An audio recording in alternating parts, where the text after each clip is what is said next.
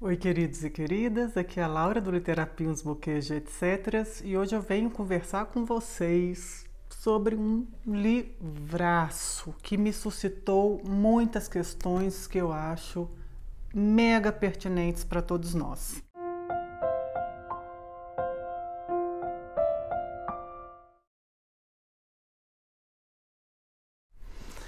O livro é Reparação, de Ian McEwan, um escritor inglês super premiado. É um dramaço publicado nessa edição fantástica, que brochura gostosa da Companhia das Letras. Muito confortável a diagramação. Um livro, gente, que eu não vi passar. Fiquei super envolvida com a história. E que história é essa?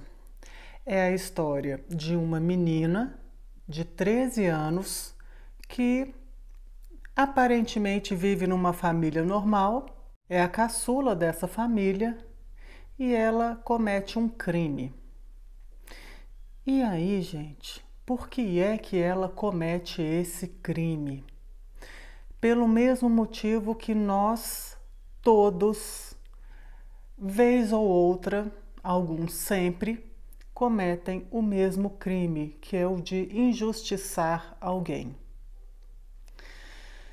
Aqui, ela é uma menina que almeja ser escritora, então ela é super imaginativa. Ela tem uma coisa muito fantasiosa, começa a criar teses a partir de fragmentos que ela pega no ar, ou até coisas que ela testemunha com os próprios olhos, mas ela testemunha um pedaço daquela história e o resto ela completa por conta própria. Quantas vezes nós não fazemos isso? A gente enxerga um pedaço ou enxerga, por exemplo, uma característica de uma pessoa e aí o resto a gente completa. Então a pessoa fez alguma coisa que a gente considera ruim. Ah, aquela pessoa é mau caráter. Se a gente, por exemplo, vê uma pessoa pegando alguma coisa que alguém esqueceu, aquela pessoa é uma ladra, aquela pessoa não tem caráter, logo não vou conviver com aquela pessoa. Gente, aquela pessoa pode inclusive pegar aquilo para devolver para o dono. Nós não temos condições, muitas vezes, de julgar o outro, principalmente aqueles que a gente não conhece profundamente. Os que a gente conhece, já é fácil a gente se equivocar a respeito deles. Como que a gente vai saber das reais intenções de uma pessoa? Então imagine só, essa menina aqui, esse livro, né? Ele fala disso, de conclusões precipitadas, julgamentos mal feitos e onde isso pode chegar. E aqui, esse livro é uma tentativa dela reparar esse crime que ela cometeu. E aí é incrível, gente, porque aqui mostra que nós só podemos reparar na medida das nossas próprias condições. Porque assim que a gente comete uma injustiça, não está mais nas nossas mãos muitos dos desdobramentos que advirão daquela injustiça que a gente comete. Um pouco parecido com aquela história do efeito borboleta, né? Onde uma borboleta bate a asa no hemisfério sul e aquilo vai tomando uma proporção tão forte, para além do nosso controle, que ocasiona um terremoto no hemisfério norte. Isso é muito importante e se chama, gente, responsabilidade afetiva. Como é importante isso? Muitas vezes a gente comete injustiça até com a gente mesmo. A gente acerta 98% das vezes, aí 2 vezes a gente erra. Aí o que a gente faz? A gente se condena. A gente se condena e se impede de tentar novamente. Isso é tão eficaz quanto você resolver que para você não cair mais, você vai ficar estatelado no chão de uma vez por todas. Não faz sentido. Nenhum sentido. Para que isso não aconteça, procure não se precipitar no julgamento. Dê um passo atrás, coloque mais luz naquela questão, amplie a sua mente para ver aquela questão ou aquela pessoa a partir de outros pontos de vista. E não apenas daquele que imediatamente você viu, que tem muito mais a ver com as suas histórias do que com o fato em si. Por isso também, gente, não adianta a gente tentar agradar todo mundo, porque muitas vezes a pessoa vai nos julgar a partir de quem ela é, das próprias histórias de vida dela. Às vezes uma pessoa tem uma segurança para falar alguma coisa, tem algum tipo de sabedoria naquele ramo específico, e outra pessoa que se sente, que tem uma baixa autoestima, que se critica, que acha que não tem talento nenhum para coisa nenhuma, vai olhar para aquela pessoa que tem alguma segurança e vai achar que a pessoa é prepotente, é metida, sabe-se lá o que a pessoa inventa a partir de si mesma. Então, cuidado, muito cuidado. Sejam generosos nos julgamentos que vocês forem fazer.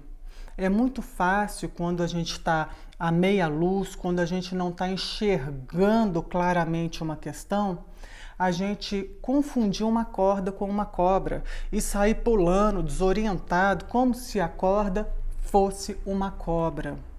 Às vezes a pessoa olha para você e sorri, e a pessoa está dizendo um bom dia, e você está escutando como você está horrível, como eu sou melhor que você, essa pessoa está caçoando de mim, enfim.